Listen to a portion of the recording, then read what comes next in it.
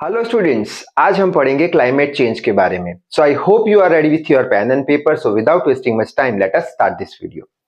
तो सबसे पहले तो हम क्लाइमेट चेंज और ग्लोबल वार्मिंग दोनों के बीच का डिफरेंस समझ लेते हैं, जिसके करके हमें ये जो टॉपिक है क्लाइमेट चेंज अच्छे से समझ में आ जाए। ग्लोबल वार्मिंग जो है इसके लिए एक सेपरेट वीडियो बना देंगे, यहाँ पे शॉर्ट में देख लेते हैं जिससे करके ये टॉपिक समझने में आसानी हो।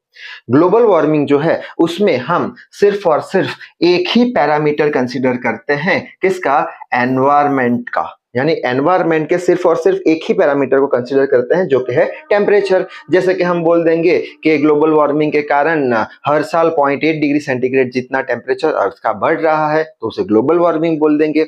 अब क्लाइमेट चेंज के अंदर हम कौन से पैरामीटर कंसीडर करेंगे एनवायरमेंट के? तो हम कंसीडर करने वाले हैं टेम्परेचर, विंड, जो बारिश लंबे समय तक गिरती है, वो जो हमारे सीजन होते हैं वो लंबे समय तक कुछ वेरिएशन उसमें आता है। तो ये सारे पैरामीटर जो है क्लाइमेट के या फिर एनवायरमेंट के, अगर इनमें से एक या सारे के सारे चेंज होते हैं तो हम बोल देंगे कि क्लाइमेट हमारा चेंज हो रहा है।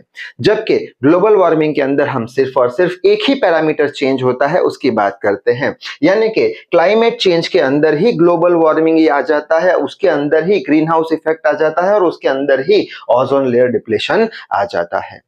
यानी ग्लोबल वार्मिंग यानी क्या? तो यहाँ पे डेफिनेशन लिखा है कि एनवायरमेंट के या फिर क्लाइमेट के जितने भी फैक्टर है वो अगर चेंज होते हैं, कौन से फैक्टर? जैसे कि हो गया टेम्परेचर, हो गया हवा, हो गई बारिश, लंबे समय तक रहेगी, लंबे पीरियड तक रहेगी। अगर ऐसा कुछ चेंज हमें देखने को मिलता है तो हम बोल देंगे कि क्लाइमेट जो है हमारा चेंज हो रहा है।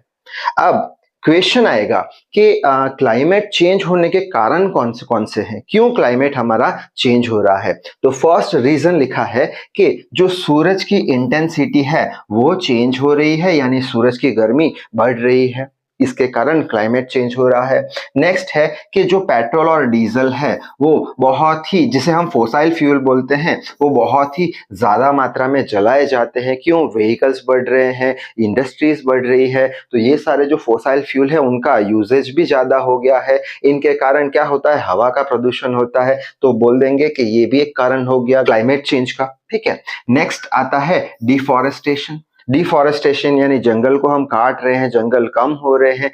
क्यों जंगल कम करने पड़ रहे हैं? क्योंकि हम सड़कें बना रहे हैं, बड़े बड़े पावर स्टेशन बढ़ा रहे हैं, जिसके कारण क्या हो रहा है? जिसके कारण क्लाइमेट चेंज हो रहा है। शहरीकरण हो रहा है, क्लाइमेट चेंज हो रहा है, जिसके कारण इंडस्ट्रियलाइजेशन यानी कंपनी बहुत ही ज्यादा मात्रा में अभी बढ़ रही है, जिसके कारण क्या हो रहा है? क्लाइमेट चेंज हो रहा है। अब क्वेश्चन आएगा कि क्लाइमेट जो चेंज हो रहा है उसकी जो इफेक्ट होगी वो क्या होगी? तो यहाँ पे सारी इफेक्ट लिखी हुई है। तो पहले ही इफेक्ट लिखी है कि गर्मी की सीजन में बहुत ही ज्यादा गर्मी पड़ेगी और ठंडी की सीजन में बहुत ही ज्यादा ठंडी पड़ेगी। ये एक इफेक्ट हो गया क्लाइमेट चेंज का। नेक्स्ट इफेक्ट क्या होगा कि क्लाइमेट चेंज के कारण जो समंदर का लेवल है वो बढ़ रहा है, क्योंकि उसमें साइक्लोन्स और फ्लड्स आ रहे हैं। ठीक है। अब क्लाइमेट चेंज की वजह से क्या हो रहा है, उसका इफेक्ट क्या हो रहा है कि पिछले 12 सालों में CO2 की मात्रा जो है वो 30% जितनी बढ़ चुकी है एनवायरनमेंट में। दूसरी इफेक्ट कौन सी है उसकी कि जो हमारा अर्थ है उसके सरफेस का टेम्परेचर बढ़ रहा है, कितना? 0.8 डिग्री सेंटीग्रेड जितना हर साल। किसकी वजह से? ग्लोबल वार्मिंग की वजह से। ठीक है। दूसरी इफेक्ट कौन सी है क्लाइमेट चेंज की कि जो ग्रीन लैंड है यानी जो खेती लायक जमीन है वो कम हो रही है। ठीक है। और 281 मिलियन टन जितना आइस जो है वो बर्फ पिघल रहा है। और पिछले 20 सालों में एंटार्क्टिका में से 119 बिलियन टन जितना आइस पिघल गया है। और पिछले 100 सालों में जो भी हमारा लेवल है समंदर का, वो समंदर का लेवल 0.19 मीटर यानी करीब करीब 8 इंच जितना बढ़ चुका है। तो ये सारा था इफेक्ट क्लाइमेट चेंज का।